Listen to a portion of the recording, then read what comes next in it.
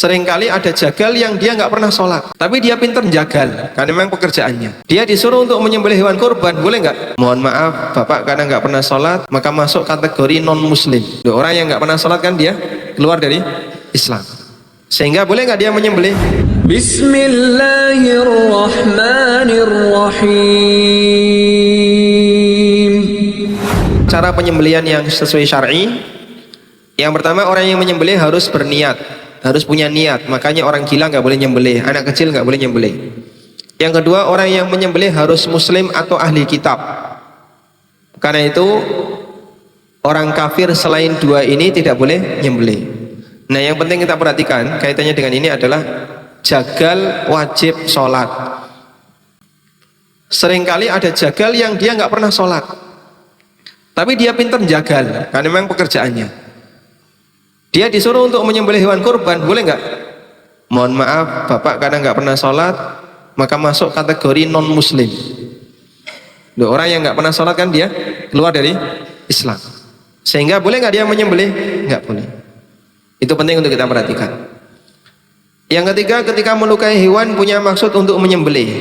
Jika tujuannya bukan untuk menyembelih, seperti untuk membela diri, ada misalnya kambing nyeruduk terus kita bawa tombak, kita membela diri, dia mati, maka tidak boleh dimakan. Yang keempat, apakah harus diniatkan untuk dimakan? Bagaimana jika menyembelih tapi niatnya tidak untuk dimakan? Contoh penelitian. Ada dokter hewan mau meneliti tentang jantungnya atau livernya, terus dia sembelih hewan itu. Boleh nggak dagingnya dimakan? Dia cuma butuh ngambil jantungnya atau ngambil livernya terus diteliti. Jika niatnya murni untuk penelitian, maka hewannya tidak boleh dimakan. Yang kelima, tidak untuk dipersembahkan kepada selain Allah, jelas ya, karena ini perbuatan kesyirikan dan hewannya hewan yang statusnya bangkai. Tidak diikrarkan untuk selain Allah. Yang ketujuh, harus menyebut nama Allah dengan mengucapkan bismillah.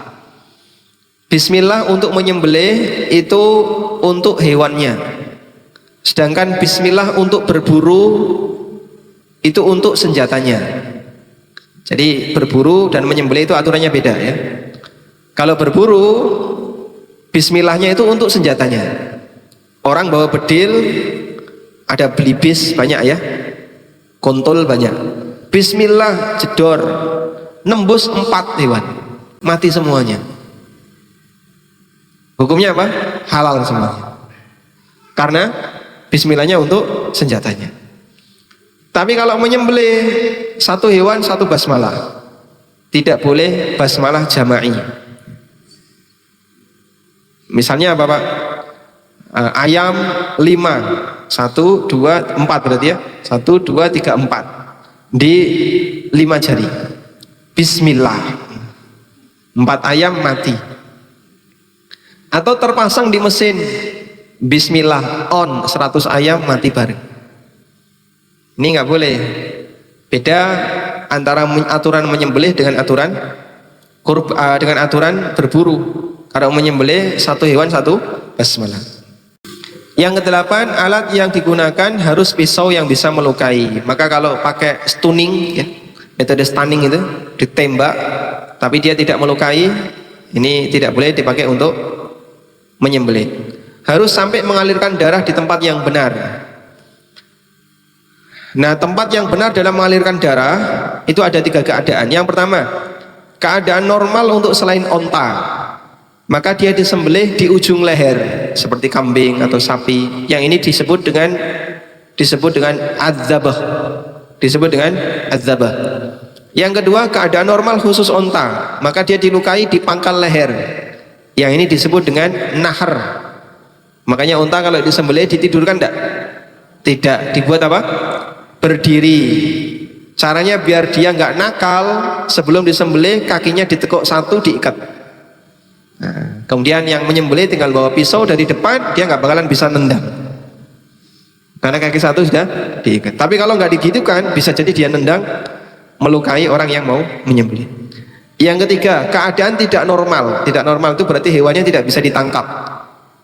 maka caranya tidak disembelih tapi caranya diburu ya. Sehingga aturan yang berlaku aturan memburu. Gimana caranya? Boleh dilukai dengan cara apapun, yang penting dia mati disebabkan luka kita, disebabkan senjata yang kita punya.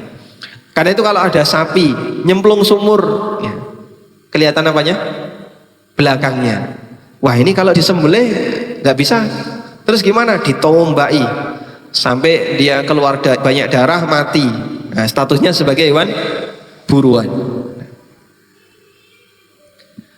Kemudian tentang posisi yang terputus dalam penyembelihan, Imam Ibnu Baz rahimahullah menyebutkan ada 3 keadaan. Yang pertama, terputus tenggorokan, kerongkongan, dan 2 urat leher. 2 urat leher itu di samping kanan dan kiri. Anda kalau ngotot ya, di samping kanan dan kiri ini ada urat.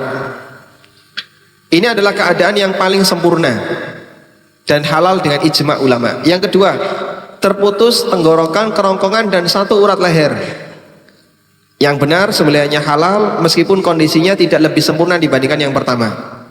Yang ketiga, terputus tenggorokan dan kerongkongan saja tanpa 2 urat leher. Sebagian ulama berpendapat sembelihannya tetap halal.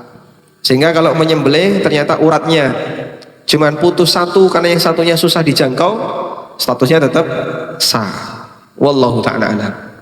Bahwa kurban itu untuk takwa. Dalam arti begini, pertimbangan terbesar dalam kurban itu bukan yang penting banyak daging, bukan yang penting banyak hasil, tapi yang penting mana yang lebih sesuai sunnah. Karena yang sampai kepada Allah bukanlah dagingnya, bukan darahnya, namun yang sampai kepada Allah adalah takwa kita. Karena itulah para ulama mengatakan memperhatikan maslahat ibadah kurban lebih didahulukan daripada maslahat pemanfaatan kurban, kecuali jika ada faktor yang lain. Memperhatikan maslahat ibadah kurban, memperhatikan maslahat ibadahnya sendiri, itu lebih didahulukan dibandingkan memperhatikan maslahat pemanfaatan, kecuali jika ada faktor yang lain.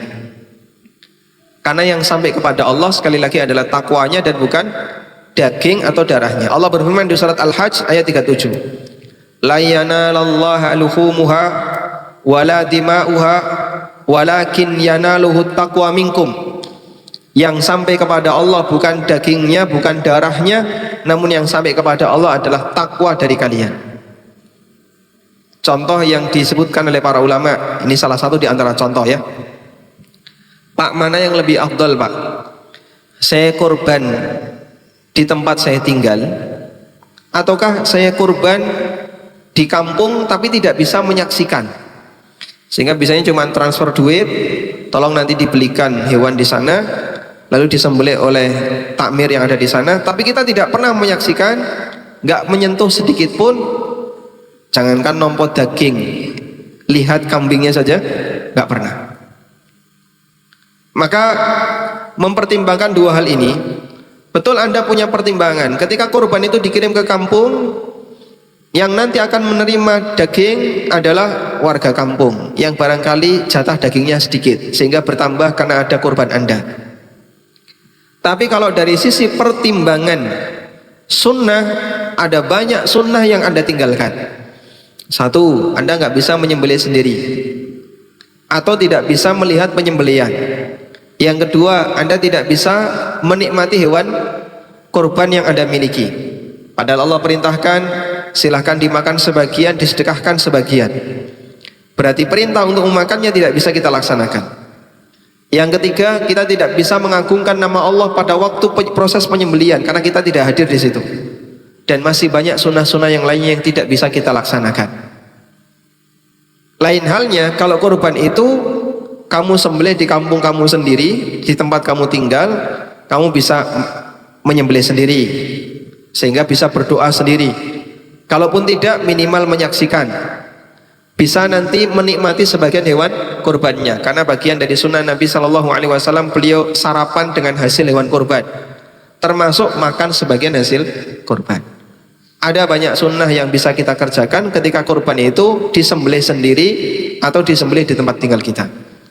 Terus kira-kira dari dua pertimbangan ini, mana yang lebih dikedepankan? Perhatikan ayat ini. Allah dalam menilai korban itu tidak melihat banyak daging dan bagaimana distribusinya, tapi yang Allah lihat adalah takwa yang kita punya. La yanalallaha luhumuha wala dima'uha walakin yanaluhu taqwa minkum. Yang sampai kepada Allah bukanlah dagingnya, bukan darahnya, namun takwa kalian.